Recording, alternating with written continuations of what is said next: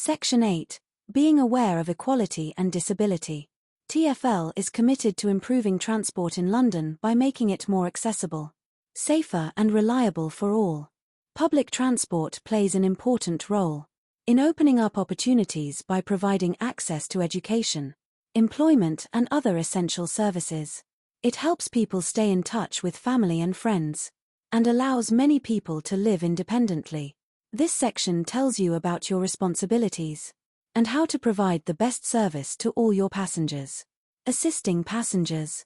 TfL believes it is important to provide a public transport system which all people can use, so that older and disabled people have the same opportunities to travel as all other people. TfL expects private hire drivers to deliver a high standard of customer service to all passengers, whatever their needs. However, we know that some passengers may need more help. This section gives you information, advice and tips on what you can do to help disabled passengers and other passengers that require assistance. Here are some tips to help provide the best service to your passengers. Always ask your passengers if they need any help, and wait for your offer to be accepted. Listen to any requests and remember that everyone is different. Be ready to give disabled and older passengers some help.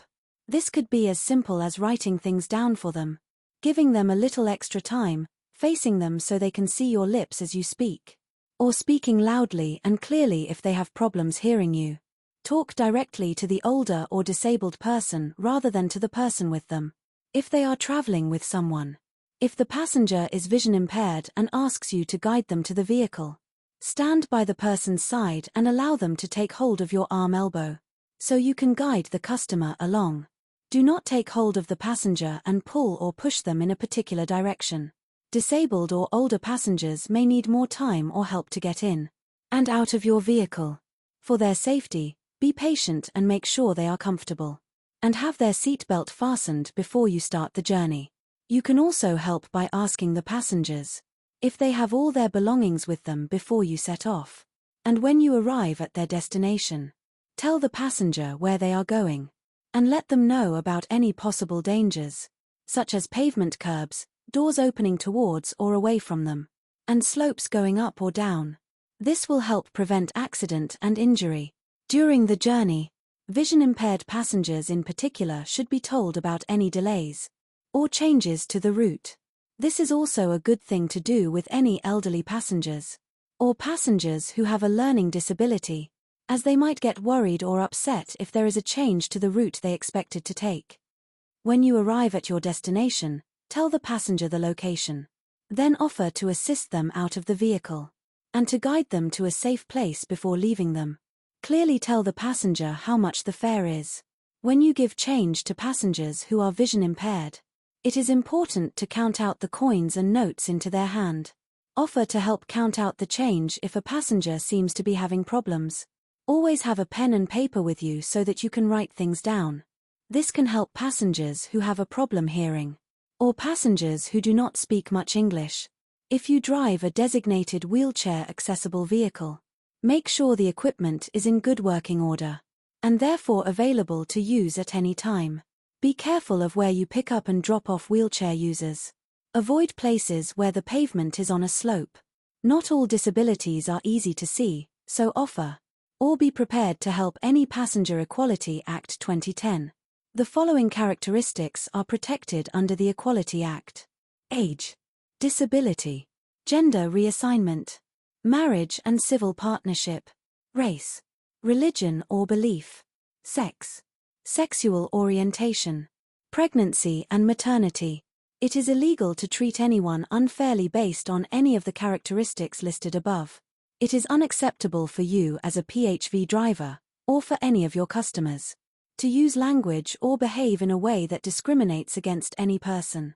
As a PHV driver, you are expected to treat all passengers in a professional and respectful way without making a judgment about any person's personal characteristics or assuming anything about them. Designated wheelchair-accessible private hire vehicles. If you drive a designated wheelchair-accessible private hire vehicle, you have certain duties under the law. Your operator should be aware that the vehicle you are driving is a designated wheelchair-accessible vehicle. If your vehicle is a designated wheelchair-accessible private hire vehicle, you must carry the passenger while they remain in the wheelchair, and make sure the safety belts are attached to the wheelchair to keep it in a safe position. Not charge extra because a passenger uses a wheelchair. Carry the wheelchair safely and securely. If the passenger chooses to sit in a passenger seat, make sure the passenger is carried safely and in reasonable comfort. Offer the passenger any help that is reasonably required. Exemptions. A driver can only get permission to not carry wheelchairs for medical reasons. If a driver cannot carry out the duties of Section 165 of the Equality Act, because the driver's poor health or fitness makes it impossible or unreasonable, an exemption certificate may be given to the driver. You will need to contact TFL to apply for an exemption certificate. And, if granted, you will need to display an exemption notice in the windscreen of your vehicle. Assistance dogs. Section 170 of the Equality Act says that PHV drivers must accept passengers with assistance dogs, and must allow the assistance dog to sit in the footwell with the passenger. PHV drivers and operators cannot refuse or charge a passenger extra because they have an assistance dog. Assistance dogs are highly trained working animals, so should not be treated like pets. Do not stroke or feed assistance dogs or distract them in any way. There is a wide range of assistance dogs. You can sometimes see what type of assistance a dog provides by looking at the color of the jacket it is wearing. Remember, though, that an assistance dog may not always wear a jacket. The pictures below are of some of the dogs you might come across. Please remember that assistance dogs are not always the same breed as shown in the pictures, and not all assistance dogs have a jacket to identify them. Dogs and Islamic law.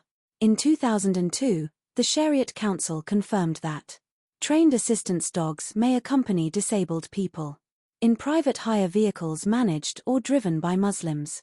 The Council's guidance helps to make religious law clear and to prevent any possible conflict with secular law. Exemptions.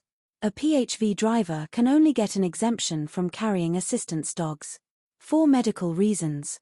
If a driver has a medical condition, such as asthma which gets worse when near dogs, or if the driver is allergic or has a fear of dogs, a phobia, it may be possible for them to get an exemption.